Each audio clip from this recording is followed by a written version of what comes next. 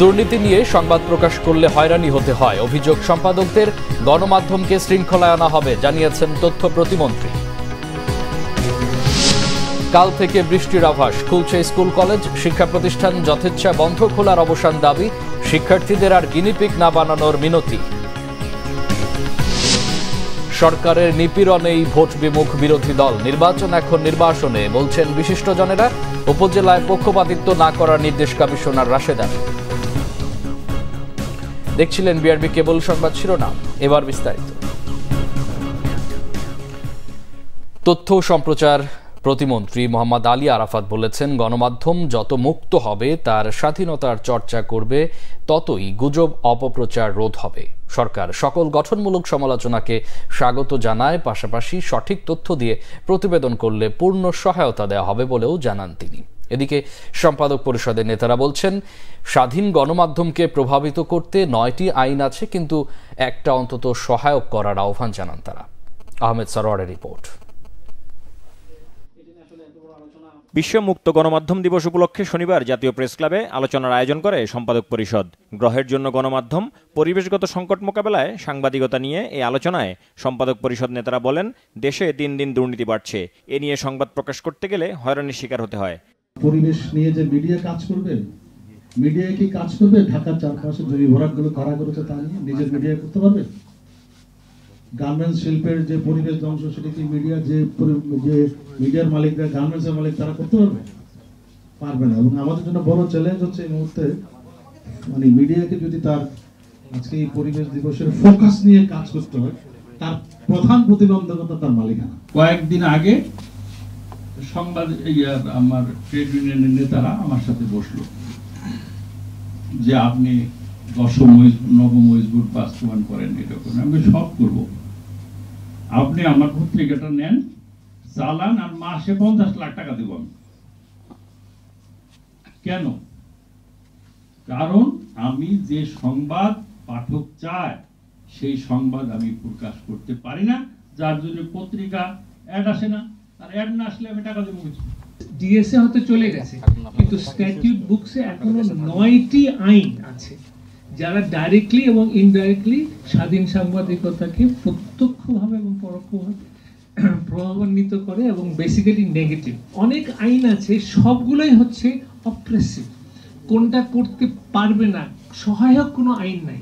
আপনি যে আজকে বললেন যে সাংবাদিক পরিবেশের ক্ষেত্রে বস্তুনিষ্ঠ সাংবাদিকতাকে আপনি একদম আলিঙ্গন করে নিচ্ছেন, আমি আপনার তার সঙ্গে থাকবেন, একটা আইন হয়ে যাক না, অ্যাটলিস্ট আইন না হোক, আপনার একটা অফিসিয়াল স্টেটমেন্ট হয়ে যায় যে বস্তুনিষ্ঠ সাংবাদিকতা, তথ্যভিত্তিক যে ধরনের পরিবেশের রিপোর্ট হবে, ওই সাংবাদিকদের কেউ আঘাত করতে পারবে না। সাংবাদিকদের দাবির কারণে গণমাধ্যমকে একটি শৃঙ্খলার মধ্যে আনা হবে জানিয়ে প্রতিমন্ত্রী বলেন, সবার কথা শুনেই গণমাধ্যম কর্মী আইন পাশ করা হবে। গণমাধ্যম যত মুক্ত হবে, তার স্বাধীনতা যত চর্চা করবে এবং অপতথ্যের বিপরীতে যত তথ্যের প্রবাহ বৃদ্ধি পাবে, ততই সমাজে গুজব, অপপ্রচার এগুলো রোধ হবে। সকল সমালোচনাকে স্বাগত জানায়, তবে যখন সমালোচনার নামে অপতথ্য, মিথ্যাচার, অপপ্রচারের মাধ্যমে এক ধরনের agenda based systematic disinformation campaign করা হয়, সেই বিষয়গুলোকে আমরা একেবারেই ডিনাউন্স করি এবং নিন্দা জানাই। রিপোর্টাররা পরিবেশ নিয়ে রিপোর্ট করবেন সঠিক তথ্য এবং সায়েন্টিফিক এভিডেন্সের ভিত্তিতে, তাদের ফুল সাপোর্ট আমি দিব। তৃণমূলে যে যতই কঠিন বাস্তবতা তার জন্য তৈরি করুক না কেন, আমরা তাদেরকে পূর্ণাঙ্গ সাপোর্ট, প্রোটেকশন এবং যত ধরনের সহযোগিতা লাগে আমরা দিব।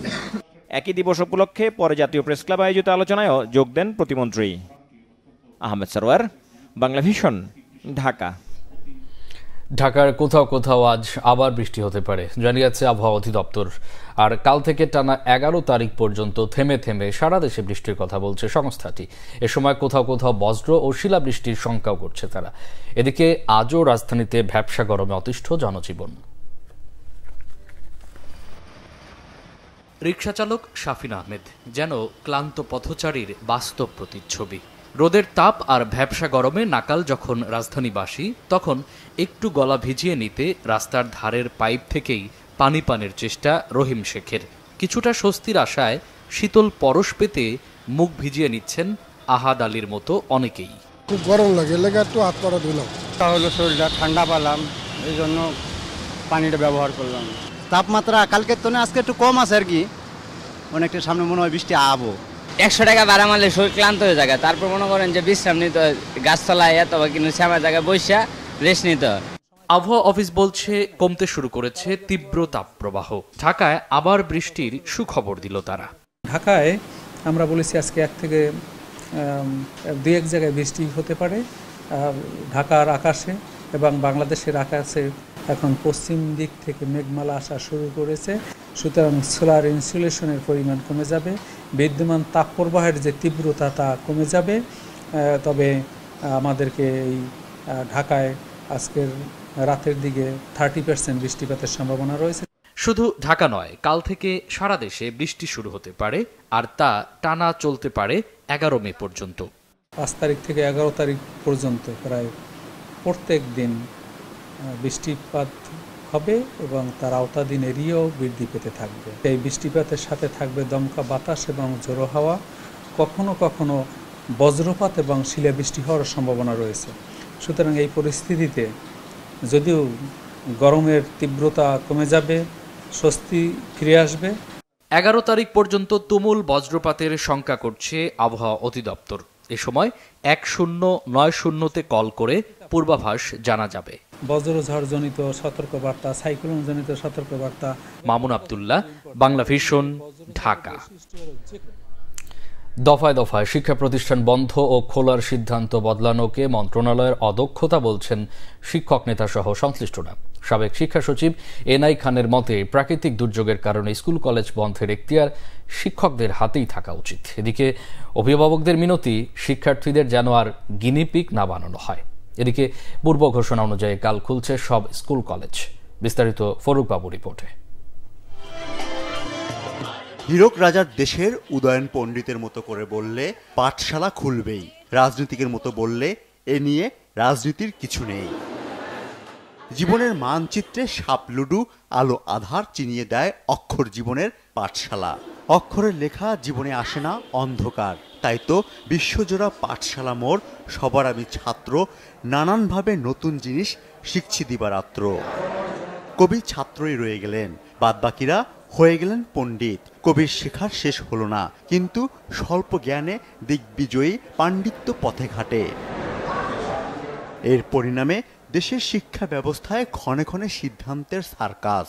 কখনো পাঠ্যসূচিতে পরিবর্তন, কখনো পরীক্ষা ব্যবস্থায় পরিবর্তন, আবার স্কুল কলেজ বন্ধ ও খোলা নিয়ে সকাল দুপুর সন্ধ্যা এমনকি রাত পর্যন্ত চলে সিদ্ধান্তের আপ ডাউন। বর্তমানে স্কুল কখন খুলবে কখন বন্ধ হবে এই জিনিসটা আমার বাচ্চা জানে না এবং আমরাও জানি না। সরকার সঠিক কোনো সিদ্ধান্ত নিতে পারছে না। মন্ত্রী এক ধরনের কথা বলে, আর এই শিক্ষা মন্ত্রণালয়ের যে অন্যান্য স্টাফদের অন্য ধরনের কথা। শিক্ষা ব্যবস্থা এমন একটা জগা খিচুড়ির মধ্যে পরিচালিত হচ্ছে এবং এক পর্যায়ে মহামান্য হাইকোর্ট তারা সিদ্ধান্ত দিল যে শিক্ষা প্রতিষ্ঠান গত শুক্রবার ছিল, এই বৃহস্পতিবার বন্ধ থাকবে। তো এই সামান্য একটা সিদ্ধান্ত নিয়ে সেটা হাইকোর্ট পর্যন্ত যেতে হচ্ছে। তারা শিক্ষা প্রতিষ্ঠান তারা কী করছে? শিখন ঘাটতি পূরণে গত বছরের গ্রীষ্মকালীন ও শীতকালীন ছুটি বাতিল করা হয়েছে। চলতি বছরের রমজানের ছুটি কমানো হয়েছে। শিক্ষা মন্ত্রণালয়ের তথ্য, চলতি বছরে শিখন ঘাটতি 10 কর্মদিবস, যে কারণে শনিবার দেশের 25 জেলার ক্লাস চালু করা হয়েছে। বাকি 25 জেলায় তাপদাহের কারণে বন্ধ রাখার সিদ্ধান্ত নেয় মন্ত্রণালয়। গত 19 এপ্রিল থেকে দফায় দফায় 72 ঘন্টার তাপ সতর্কবার্তা আসার পর স্কুল কলেজ বন্ধ আর খোলা রাখা নিয়ে দেখা দেয় বিশৃঙ্খলতা। উচ্চ আদালতের নির্দেশনার পরও বিতর্ক পিছু ছাড়ছে না। শনিবার দিন সব বন্ধ, কিন্তু শুধু আপনার মাধ্যমিক বিদ্যালয়গুলি কি শনিবার পড়ালেখে আমাদের শিক্ষা ব্যবস্থা খুব আমরা উপরের দিকে নিয়ে যেতে পারবো? এটা সঠিক না। এখানে কিন্তু আরেকটা আপনার সৃষ্টি হবে, যে গভর্নমেন্টের সাথে শিক্ষকদের সাথে যে একটা দ্বৈত সৃষ্টি হবে, যে আমরা কেন শনিবার, এবং শিক্ষকরা হয়তো একটা মুভমেন্টও চলে যেতে পারে যে আমরা শনিবার দিন ক্লাস নেব না। স্কুল কলেজ বন্ধে প্রতিষ্ঠানকে দায়িত্ব দেওয়া উচিত বলে মনে করেন সাবেক শিক্ষা সচিব এনআই খানও। বাংলাদেশ তো সব জায়গায় একরকম গরম পড়ে না, তো সেই জন্য স্কুল থেকে সিদ্ধান্ত নেওয়া। 2, খোলা রাখার ব্যাপারে কার কি পরিমাণ অগ্রগতি হয়েছে লেখাপড়ার, তারপর নির্ভর করে স্কুল ছুটির দিন ক্লাস হবে কি হবে না সেটা হওয়া উচিত। অর্থাৎ স্কুল থেকেই সিদ্ধান্ত নেওয়া উচিত, ম্যানেজিং কমিটি আছে, হেডমাস্টার আছে, সেটা হওয়া উচিত। কিন্তু আমাদের দেশে অনেক দিন থেকে চলে আসছে কেন্দ্রীয়ভাবে এটা করা। শিক্ষা নিয়ে চলা নানা ছলচাতুরি এখনো মাঝে মধ্যে বলে দেয় 7 কোটি সন্তানের হে মুগ্ধ জননী, রেখেছ বাঙালি করে মানুষ করনি। ফরুক বাবু, বাংলা ভিশন, ঢাকা। সুশাসন ও জবাবদিহিতার অভাবে দেশের কাঙ্ক্ষিত উন্নয়ন হচ্ছে না বলছেন রাজনৈতিক ও অর্থনৈতিক বিশ্লেষকরা। তারা বলেন, একক ক্ষমতার জন্য 3টি সাজানো নির্বাচন হয়েছে বাংলাদেশে। অর্থনীতিবিদ ডক্টর দেবপ্রিয় ভট্টাচার্যের মতে, শক্তিশালী বিরোধী দল না থাকায় জনগণের ইচ্ছার কোনো প্রতিফলনই ঘটছে না। আসিফ নজরুল বলেন, নির্যাতনের মাধ্যমে বিরোধী দলকে নির্বাচনের বাইরে রেখেছে সরকার। ক্ষমতাসীনরা দুর্নীতির পৃষ্ঠপোষকতা দিচ্ছে বলে অভিযোগ অর্থনীতিবিদ হোসেন জিল্লুর রহমানের। রিপোর্ট করছেন আসমা আক্তার নূপুর। শনিবার রাজধানীর ব্র্যাক সেন্টারে দেশের রাজনীতি অর্থনীতি নিয়ে আলোচনা সভা করেছে ঢাকা ফোরাম। উন্নয়নের পথে অর্থনৈতিক প্রতিবন্ধকতাগুলো উঠে আসে আলোচকদের বক্তব্যে। মন্তব্য করেন সরকারের ক্ষমতায় টিকে থাকা নিয়ে।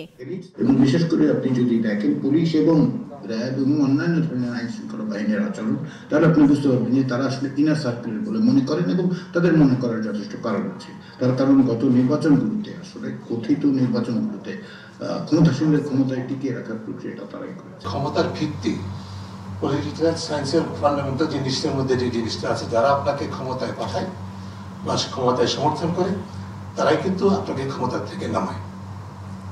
এখানে পিপলের কোনো ভূমিকা যেহেতু বর্তমানে নেই, এখন যারা সেই ভূমিকাটা এখন পালন করেছে, ক্ষমতায় নিয়েছে, ক্ষমতায় সমর্থন দিচ্ছে, সেটা সিভিল সেটা বিজনেস পলিটিক্স, ব্যুরোক্রেসির পলিউশন বলি বা অন্য কারো পিছনে যারা আছে, তাদের যখন মানে বলবো যে মতের পরিবর্তন হবে কোনো কারণে, তখন হয়তো আমরা ট্রান্সফরমেশনের চিন্তা করতে পারি। সরকারের নানা অনিয়ম ও অসঙ্গতির পাশাপাশি বিএনপির নির্বাচন বিমুখতার কথা উল্লেখ করেন সিপিডির সম্মানীয় ফেলো ডক্টর দেবপ্রিয় ভট্টাচার্য। বাংলাদেশের নাগরিকদের দুর্ভাগ্য, একদিকে আমরা এমন একটি গণতান্ত্রিক হীনতার ভিতরে আমরা কায়েমি স্বার্থের কাছে অনেক সময় জিম্মি হই। আমাদের অপর দুর্ভাগ্য হলো যে একটি কার্যকর বিকল্প কোনোদিন আমাদের সামনে কেউ উপস্থিত করতে পারেনি। কারণ বাংলাদেশে এই মুহূর্তে মানে বিরোধী দলের বয়ানের ক্ষেত্রে যে সমালোচনা, সেই সমালোচনা সাধারণভাবে কেউ দ্বিমত করে না। যেটা ওনারা বলেন না সেটা হলো যে ওনারাও যদি দায়িত্ব পান, তাহলে ওনারা কিভাবে এই বিকল্পটি অন্য কোনো ভিন্ন জিনিস আমাদের সামনে দিবেন। সরকার কৌশলে নির্যাতনের মাধ্যমে বিরোধী দলকে নির্বাচনের বাইরে রেখেছে বলে দাবি ডক্টর আসিফ নজরুলের। 2024-এ ইলেকশন কি বিএনপি বর্জন করেছে নাকি বর্জন করতে বাধ্য করা হয়েছে? আপনি গণগ্রেফতারের পরে, আপনি গায়েবী মামলার পরে আমরা যদি এই ব্লেমটা বিরোধী দলকে দেই, তখন হয় কি, বিরোধী দলকে আপনি যা ইচ্ছা করেন, অসুবিধা নাই, কিন্তু এটা যখন সরকারকে আরো অত্যাচারী হতে, আরো একতরফা হতে, আরো আপনার মানে নিষ্ঠুর হওয়ার কনফিডেন্সটা দেয়, তখন আমার কাছে খারাপ লাগে। মনে হয় কি, আরে আমার এটা কি এমফ্যাসিস, সংকটের এমফ্যাসিসটা কি আমি প্রপার জায়গায় ফেলছি কিনা। সরকার ঋণ নির্ভর উন্নয়ন করতে গিয়ে দুর্নীতিকে প্রশ্রয় দিচ্ছে বলে অভিমত অর্থনীতিবিদ হোসেন জিল্লুর রহমানের। ঋণ নির্ভর উন্নয়ন কৌশলটা সিস্টেমিক পর্যায়ে চলে গেছে। দ্বিতীয়টা হচ্ছে যে আমাদের উন্নয়ন খরচের দক্ষতা উল্টো দিকে হেঁটেছে। অদক্ষ উন্নয়ন খরচ, এটা একটা সিস্টেমিক পর্যায়ে চলে গেছে। দুর্নীতি করতেই ব্যাংকিং সেক্টরে নানা অনিয়ম টিকিয়ে রাখা হচ্ছে বলেও মন্তব্য অর্থনীতিবিদদের। আসমা আক্তার নূপুর, বাংলা ভিশন, ঢাকা। সুশাসনের জন্য নাগরিক সুজন সম্পাদক ডক্টর বদিউল আলম মজুমদার বলেছেন, নির্বাচনে গেছে, অধিকার আদায়ে সবাইকে সোচ্চার হতে হবে। শনিবার সকালে রংপুরের RDRS হলরুমে সুজন রংপুর জেলা কমিটির বিভাগীয় মতবিনিময় ও পরিকল্পনা সভায় তিনি কথা বলেন। সুজন সম্পাদক বলেন, জাতীয় নির্বাচন অর্থবহ হয়নি, বঙ্গবন্ধুর সোনার বাংলা গড়তে সোনার মানুষ তৈরি করতে হবে। এই দায়িত্ব নিতে হবে দেশের রাজনৈতিক নেতৃবৃন্দকে।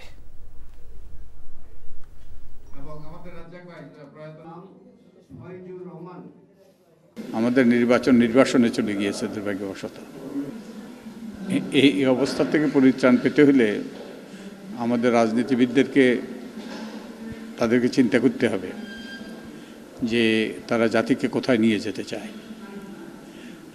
যে এই উদ্দেশ্য নিয়ে যে লক্ষ্য নিয়ে বাংলাদেশ সৃষ্টি হয়েছিল সেই লক্ষ্যের দিকে কি আমরা অগ্রসর হচ্ছে কিনা। তো নির্বাচন যদি অংশ না নেয়, নির্বাচন করার যদি সুযোগ না পায়, তাহলে তো রাজনৈতিক দল থাকাটাই অর্থহীন। জেলা পরিষদ নির্বাচনে সকল প্রার্থীকে সমান চোখে দেখতে আইন শৃঙ্খলা রক্ষাকারী বাহিনী এবং নির্বাচন সংশ্লিষ্ট কর্মকর্তাদের নির্দেশ দিয়েছেন কমিশনার রাশেদা সুলতানা। শনিবার সকালে রাজশাহী শিল্পকলা একাডেমি মিলনায়তনে নির্বাচন সংশ্লিষ্ট কর্মকর্তা ও প্রতিদ্বন্দ্বী প্রার্থীদের সাথে মত বিনিময় সভায় তিনি আদেশ দেন। বলেন, নির্বাচনে কেউ হাঙ্গামা করলে তার বিরুদ্ধে আইনগত ব্যবস্থা নিতে হবে। যদি কেউ এই নির্দেশনা অমান্য করে তার দায় তাকেই নিতে হবে। নির্বাচনে এমপিরা পছন্দের প্রার্থীর পক্ষে প্রভাব খাটানোর চেষ্টা করছে এমন ইঙ্গিত দিয়ে নির্বাচন কমিশনার এমপিদের নিজেদের অবস্থান ধরে রাখার অনুরোধ জানান।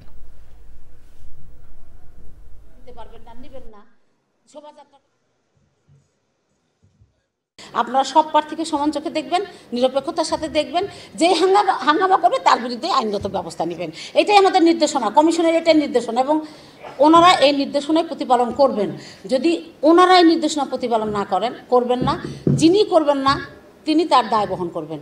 আর আপনারা যারা যে প্রার্থী এটা বহন করবেন না, আপনারা তার দায় বহন করবেন। ভোটের দিন আপনারা কোনো রকম উচ্ছৃঙ্খলতা, কোনো রকম বিশৃঙ্খলতা, সহিংস আচরণ, ভোট কেন্দ্র দখল করার মতো কোনো দুঃসাহস আপনারা করবেন না। ভোট কেন্দ্র দখল করবেন আর গিয়ে ব্যালট ছিনতাই করে ব্যালট মেরে দিবেন, এগুলোতে কিচ্ছু করবেন না। কারণ আপনারা অবৈধভাবে যে ব্যালটই ওর মধ্যে রাখেন না কেন, আমরা সেই ভোট, আমাদের কাছে তথ্য গেলে, আমাদের কাছে প্রমাণ গেলে আমরা কিন্তু সেই ভোট বাতিল করে দেবো যে কোনো মুহূর্তে। আর যদি অসদাচরণমূলক কোনো আচরণ করেন, আচরণী বিধি ভঙ্গ করেন, আমরা জাস্ট ইলেকশনের মুহূর্তেও আপনাদের প্রার্থিতা বাতিল করে দেব। বিএনপি নেতাদের অভিযোগ, বন্দী নেতাদের চিকিৎসায় বিদেশে পাঠানোর নজির থাকলেও বেগম খালেদা জিয়াকে বিদেশে পাঠানো নিয়ে আইন দেখাচ্ছে সরকার। তাদের অভিযোগ, উন্নত চিকিৎসা থেকে বঞ্চিত করে বেগম জিয়াকে হত্যা করতে চায় সরকার। ওবায়দুল কাদের কোন অপরাধে জেলে গিয়েছিলেন এমন প্রশ্ন করেন বিএনপি নেতারা। রিপোর্ট করছেন সিকান্দার রেমান। জাতীয়তাবাদী ওলামা দলের নতুন আহ্বায়ক কমিটির নেতাদের নিয়ে শহীদ রাষ্ট্রপতি জিয়াউর রহমানের কবরে ফুল দিয়ে শ্রদ্ধা নিবেদন ও মোনাজাত করেন নেতাকর্মীরা। এ সময় বিএনপির স্থায়ী কমিটির সদস্য ডক্টর আব্দুল মুইন খান বলেন, ক্ষমতাসীন সরকারের পতনের জন্য বিরোধী রাজনৈতিক দলগুলো ষড়যন্ত্র করছে না, বরং আন্দোলনে ঐক্যবদ্ধ। এখানে এসএসের প্রতিটি প্রতিষ্ঠান ধ্বংস করে দেওয়া হয়েছে। এদেশের বিচার বিভাগ দেখুন, এদেশের জাতীয় সংসদ দেখুন, এদেশের নির্বাচন ব্যবস্থা দেখুন, এদেশের সিভিল প্রশাসন দেখুন, এদেশের পুলিশ প্রশাসন দেখুন, এদেশের বিচার বিভাগ। এখানে ষড়যন্ত্রের তো কোনো প্রশ্ন নেই। সরকার প্রকাশ্যে এই অপকর্মগুলো করে গিয়েছে। বাংলাদেশের 18 কোটি মানুষ, ডান বাম মধ্য সবাই মিলে প্রকাশ্যে বলছে যে বাংলাদেশে এই অবস্থা চলতে পারে না। এদিকে ছাত্রদলের সাবেক সাধারণ সম্পাদক হাবিবুর রশিদ হাবিব সহ বন্দী নেতাদের মুক্তির দাবিতে জাতীয় প্রেস ক্লাবের সামনে মানববন্ধন করা হয়। এতে বিএনপির স্থায়ী কমিটির সদস্য মির্জা আব্বাস জানান, প্রতিদিনই জেলে যাচ্ছে নেতাকর্মীরা। বেগম খালেদা জিয়াকে বিদেশে নিয়ে চিকিৎসার অনুমতি না দেওয়ার সমালোচনা করেন তিনি। আমরা কতবার বলেছি দেশ নেত্রী বেগম খালেদাকে মুক্তি দিয়ে অথবা চিকিৎসার জন্য বিদেশে পাঠান। ওনার অবস্থা বেশি ভালো না। ওনারা বলছেন আইন নাই। কেন আইন থাকবে না? কেন আইন কি মানুষের জন্য নাকি মানুষের আইনের জন্য মানুষ? তাদের সাহেব, আপনি যখন 111 জেলে ছিলেন, আপনি কি চোর হিসেবে গেছিলেন না রাজনীতি বন্দী হিসেবে গেছিলেন? আমি জানতে চাই। উপজেলা নির্বাচনে না যাওয়ার সিদ্ধান্ত সঠিক বলে মনে করেন বিএনপি নেতারা। তারা বলেন, জনসম্পৃক্ততা না থাকায় দেশের কোনো সমস্যারই সমাধান করতে পারছে না ক্ষমতাসীনরা। সিকান্দার রেমান, বাংলা ভিশন, ঢাকা। নিত্যপণ্যের ঊর্ধ্বমুখী প্রবণতার মধ্যেই চামড়া শিল্প শ্রমিকদের জন্য 22,776 টাকা ন্যূনতম মজুরি প্রস্তাব করেছে Centre for Policy Dialogue CPD. গবেষণা প্রতিষ্ঠানটি বলছে, পোশাক খাতের চেয়ে চামড়া শিল্প শ্রমিকদের কাজ বেশি ঝুঁকিপূর্ণ ও ভিন্ন ধরনের, তাই শিল্পের স্বার্থে শ্রমিকদের ধরে রাখতে হবে। চামড়া খাত সংশ্লিষ্টরা অভিযোগ করেন, চামড়া শিল্পের বর্তমান দুর্দশার জন্য রয়েছে সরকারের গাফিলতি আর ভুল নীতির কারণে ধুঁকছে এই খাতটি। গোলাম মাইনুল হাসানের রিপোর্ট। শ্রমিকদের ন্যূনতম মজুরি আলোচনায় পোশাক খাতের বিষয় মূলত সামনে আসে, অথচ রপ্তানির দ্বিতীয় সর্বোচ্চ খাত চামড়া শিল্প শ্রমিকদের বিষয় সেভাবে সামনে আসে না। এমন বাস্তবতায় রাজধানীতে সিপিডি কার্যালয়ে চামড়া শিল্পের ন্যূনতম মজুরি নির্ধারণ ও বাস্তবায়নের চ্যালেঞ্জ নিয়ে আলোচনা ব্রিফিং এর আয়োজন করা হয়। সিপিডি বলছে, চামড়া খাতে কমপ্লায়েন্স ইস্যু সবচেয়ে গুরুত্বপূর্ণ, এর সাথে যুক্ত বায়ারদের কাছে পণ্যের ন্যায্য মূল্য পাবার বিষয়। ন্যূনতম মজুরি প্রস্তাব করছি 22,776 টাকা। আমরা আশা করি যে এরকম একটি নাম্বারের ভিত্তিতে মালিক পক্ষ শ্রমিক পক্ষ আলোচনায় বসলে অবশ্যই তারা সেখান থেকে একটা গ্রহণযোগ্য সমাধানে আসতে পারবে। ট্যানার্স অ্যাসোসিয়েশনের চেয়ারম্যান শাহিন আহমেদ বলছেন, 2018 সালের পর থেকে চামড়া খাত পেছনের দিকে গেছে, রপ্তানি কমেছে ধারাবাহিকভাবে। এক্সপোর্ট আমাদের যেখানে ছিল $180 মিলিয়ন 2018 সালে, সেখানে এটা চলে এসেছে আপনার 150 থেকে 60 মিলিয়ন ডলারের ভিতরে। এখানেও আমাদের এক্সপোর্ট কমে গেছে এবং পাশাপাশি আমাদের যে একটা ক্যাশ ইনসেন্টিভ ক্রাস্ট লেদার উপরে আপনার দিত সরকার 10%, সেটা কিন্তু আপনার গত জানুয়ারি থেকে আপনার তুলে নিয়েছে। সরকারের কিন্তু ভূমিকাটা যথাযথ ছিল বলে আমি ব্যক্তিগত বা আমার সংগঠন মনে করে না, কারণ এরকম একটা ইম্পর্টেন্ট সেক্টর, এই সেক্টরের ব্যাপারে সরকারেরও কিছু ধরনের গাফিলতি ছিল বলে আমার মনে হয়, যার জন্য আজকে বিভিন্ন সমস্যার আমরা সম্মুখীন। বর্তমানে শ্রমিক সংখ্যা মোর দেন 35% কমে গেছে, কারণ মালিকদের ব্যবসা ভালো না। তো ব্যবসা ভালো না হওয়ার কারণে শ্রমিক কমে যাচ্ছে। নিম্নতম মজুরি বোর্ডের চেয়ারম্যান বলছেন, ন্যূনতম মজুরি মেনে নেওয়ার বিষয়ে অনেক সময় শ্রমিকদের উপর মালিকদের চাপ থাকে। অনেক সময় দেখা যায় যে শ্রমিক পক্ষ কম মজুরি দিলেও কিন্তু আমরা বোর্ডে সেটা থেকে আমরা কিন্তু অনেক বাড়িয়ে দিচ্ছি, এরকম ইনস্ট্যান্স আছে। কারণ অনেক সময় শ্রমিক প্রতিনিধিও চাপে থাকে মালিকদের নিকট থেকে। আসলে এটা অপ্রিয় সত্য কথা আর কি। তারপরে আমরা যদি দেখি যে বেতনটা কম হয়ে যাচ্ছে, তখন আমরা বোর্ডের অন্যান্য মেম্বার মিলে কিন্তু আমরা একটু বেতনটা বাড়ানোর চেষ্টা করি। বর্তমানে চামড়া শিল্প শ্রমিকদের জন্য 13,500 টাকা ন্যূনতম মজুরি নির্ধারণ করা আছে। শ্রমিকদের দাবিটা 25,000 টাকা করার। গোলাম মাইনুল হাসান, বাংলা ভিশন, ঢাকা। বাড়ল আবারও ট্রেনের ভাড়া। রেয়াত সুবিধা প্রত্যাহার করার কারণে দূরত্ব অনুযায়ী 20 টাকা থেকে 400 টাকা পর্যন্ত বেড়েছে ভাড়া। সেবার মান না বাড়িয়ে বর্তমান নিত্যপণ্যের উচ্চ মূল্যের বাজারে এটিকে অযৌক্তিক বলছেন যাত্রীরা। শুভ মাহফুজের রিপোর্টে বিস্তারিত। এতদিন বেশি দূরত্বে যাত্রীদের রেয়াত সুবিধা বা ছাড় দিয়ে টিকিট বিক্রি করত বাংলাদেশ রেলওয়ে, কিন্তু 4 মে থেকে তুলে দেয়া হয় সে সুবিধা। নিত্যপণ্যের উচ্চ মূল্যের বাজারে বাড়তি দামে টিকিট কিনে ক্ষোভ প্রকাশ করলেন যাত্রীরা। আমরা অনলাইনে দেখলাম টিকিটের দাম হচ্ছে 60 টাকা করে, হ্যাঁ, সুবন চেয়ারে। তো ওরা বললো যে এখন তো টিকিটের দাম বেড়ে গেছে, এই জন্য আমাদের সব সহ বাড়তি ভাড়া করার জন্য দুজনে 210 টাকা করে আসছে। এমনিতেই নিত্য প্রয়োজনীয় জিনিসের বাড়তি দাম, তারপরে যদি ট্রেনের ভাড়াটা এইভাবে ভাড়ায়, এটা তো মানুষের জন্য দুষ্কর্য। ভাড়া বাড়ানো তো আসলেই খুব কষ্টকর একটা ব্যাপার, কারণ সাধারণ মানুষ তো এমনি অতিরিক্ত টাকা দিয়ে টিকিট করে যায়, যেটা সত্য কথা। আগের নিয়মে 101 থেকে 250 কিলোমিটার ভ্রমণে 20%, 251 থেকে 400 কিলোমিটারে 25% এবং 401 কিলোমিটার বা এর বেশি দূরত্বের জন্য 30% ছাড় পেতেন যাত্রীরা। সেই বিধান উঠে যাওয়াতে এখন গন্তব্যভেদে শোভন চেয়ারে টিকিটের দাম বেড়েছে 20 থেকে 150 টাকা, এসি চেয়ারে 50 থেকে 300 টাকা, আর কেবিনে ভাড়া বেড়েছে সর্বোচ্চ 400 টাকা পর্যন্ত। আগে ছিল শোভনে 140-90 টাকা, এখন চাচ্ছে 300 টাকা। সার্ভিসটা একটু বাড়ানো হচ্ছে, টাইম এটা হচ্ছে না। তেলের মূল্যবৃদ্ধি বলেন, খাদ্যদ্রব্যের মূল্যবৃদ্ধি বলেন, ট্রেনের মূল্যবৃদ্ধি বলেন, সব কিছুতে কেমন জানি একটা মূল্যবৃদ্ধির কারণটা আমাদেরকে মেনে নিতেই হচ্ছে। ভাড়ার সাথে সার্ভিসটা তো উন্নত করতে হবে। ভাড়া বাড়া নিয়ে ক্ষুব্ধ যাত্রীরা অভিযোগ করলেন রেলের সেবা নিয়েও। ভাড়া বেশি কম হলে পরে আমরা তো ট্রেনের সেবাই ঠিক মতো পাইতেছি না। টাইম মেনটেন করে চলাচল এটাই হলো গুরুত্ব দেওয়া দরকার। আর ভাড়া তো তারা বাড়াইতেছে, কারণ আমাদের তো কিছু করার নেই সরকারের ব্যাপার, কিন্তু সরকার যদি সেবাটা আমাদেরকে দেখতো। রেল ভ্রমণে উৎসাহ দিতে উন্নত বিশ্বে এখনও রেয়াত সুবিধা থাকলেও বাংলাদেশ কেন এই সিদ্ধান্ত তুলে নিল সেটা নিয়েও প্রশ্ন তোলেন যাত্রীরা। শুভ মাহফুজ, বাংলা ভিশন, ঢাকা। সংবাদ শেষ করব বিআরবি কেবল শিরোনামগুলো আরেকবার জানিয়ে।